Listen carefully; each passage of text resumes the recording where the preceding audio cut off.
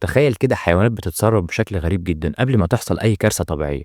طيور فجأة بتطير من مكانها، كلاب بتنبح بدون سبب واضح، وفيل ممكن يسيب المكان كله ويجري بعيد. والنهارده هنتكلم عن ازاي الحيوانات بتتنبأ بالكوارث الطبيعية قبل حدوثها، وازاي ممكن نستفاد من التنبؤ ده. بس لو لسه جديد في القناة ما تنساش تعمل سبسكرايب وتفعل زر الجرس عشان توصلك فيديوهاتنا أول بأول. صلوا على النبي ويلا بينا. من فترة طويلة العلماء والناس لاحظوا حاجة غريبة جدا، الحيوانات بتتصرف بشكل غير طبيعي قبل ما تحصل الزلازل. تخيل كلب بيهوهو بشكل مستمر، قطة بتتنطط فجأة في كل مكان، أو طيور بتطير في أنماط غريبة من غير أي سبب ظاهر. حكايات زي دي اتسجلت كتير، بس السؤال اللي بيدور في بال الكل، ليه الحيوانات بتعمل كده؟ وإزاي بتقدر تحس إن الزلزال قرب؟ العلماء عندهم أكتر من تفسير. واحدة من النظريات بتقول إن الحيوانات بتحس بالتغيرات اللي بتحصل في المجال الكهرومغناطيسي اللي بيظهر قبل الزلزال. زود على كده كمان احتمالية إن الحيوانات بتقدر تسمع ترددات صوتية منخفضة جدا إحنا كبشر مش قادرين نسمعها. الترددات دي ممكن تبقى إشارة تحذيرية ليهم إن في خطر جاي. عندك في الصين سنة 1975 السلطات أخذت تصرفات الحيوانات الغريبة ديت على محمل الجد،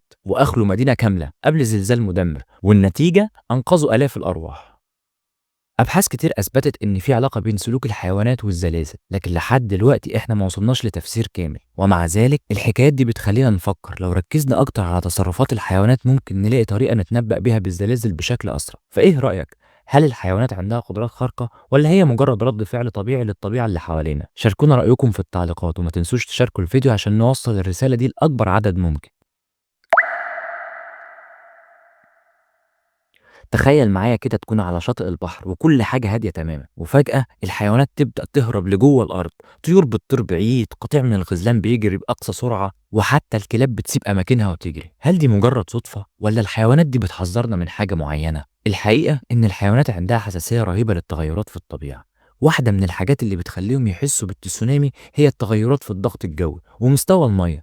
التغيرات دي بقى بتكون إشارات واضحة بالنسبة ليهم. في 2004 مثلا لما حصل تسونامي المحيط الهندي، الناس لاحظوا إن الحيوانات في مناطق كتير بدأت تهرب بعيد عن الشاطئ قبل حتى الموجات ما توصل. الفيلة في تايلاند مثلا بدأت تجري بأقصى سرعتها لجوه الغابة، والطيور طارت لمسافات بعيدة. تفتكر هي ليه عملت كده؟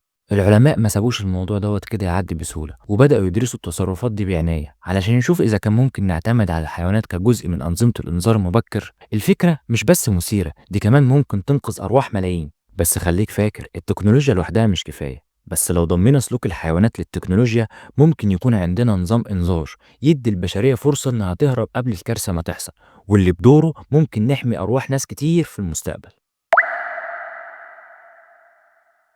احنا اتفقنا من شوية ان الحيوانات بتتصرف بشكل غريب قبل الزلازل والتسونامي، لكن ده مش كل حاجة. الحيوانات عندها قدرات غريبة كمان على الإحساس بالفيضانات والثورات البركانية وحتى تغيرات الطقس. مثلا النمل، في أماكن كتير الناس لاحظت ان النمل بيبدأ يسيب الأعشاش ويمشي لمناطق مرتفعة قبل الفيضانات. تصرفات بسيطة زي دي ممكن تكون إنذار مبكر لينا. أما الطيور فالأبحاث أثبتت إنهم بيقدروا يحسوا بالتغيرات في الغلاف الجوي بسبب البراكين، وده بيخليهم يغيروا مسار هجرتهم ويتجنبوا مناطق الخطر. سبحان الله، حتى الطقس نفسه، كتير من الحيوانات عندها حساسية عالية لتغيرات الضغط الجوي، وده بيخليهم يحسوا بالأعاصير والعواصف قبل ما تبدأ. العلماء حاليا بيحاولوا يفهموا السلوكيات دي أكتر علشان يحولوها لأدوات تنبؤ مفيدة. تخيل لو نقدر نتعلم من الحيوانات دي ونستخدم حسها الطبيعي في التحضير للكوارث، ده ممكن يغير طريقتنا في التعامل مع الطبيعة بالكامل. بس السؤال هنا، هل البشر هيعرفوا يترجموا اللغة ديت قبل فوات الأوان؟ هستنى ردكم في التعليقات. الحيوانات مش بس كائنات جميلة بنستمتع بمشاهدتها، دي كمان ممكن تكون حليفنا الأول في مواجهة الكوارث الطبيعية، من الزلازل للتسونامي والفيضانات والبراكين. تصرفات الحيوانات بتدي إشارات ممكن تنقذ أرواح ملايين. احنا شفنا في الفيديو ده أمثلة حقيقية لطيور بتطير بشكل غريب، ونمل بيهرب لأماكن آمنة، وكلاب بتتصرف بشكل غير مفهوم. لكن هل احنا مستعدين نستوعب الإشارات ديت ونتصرف على أساسها؟ يعني انت لو لاحظت تصرف غريب أو غير معتاد من الحيوانات اللي حواليك، حاول تكون جزء من الحل. بلغ الجهات المختصة، لأن كل معلومة ممكن تعمل فرق. واكتبوا لنا في التعليقات، هل البشر هيعرفوا يترجموا اللغة دي قبل فوات الأوان؟ ولو أول مرة تشوفني ما تنساش تعمل اشتراك في القناة علشان توصلك فيديوهاتنا أول بأول. أشوفكم الحلقة اللي جاية. سلام.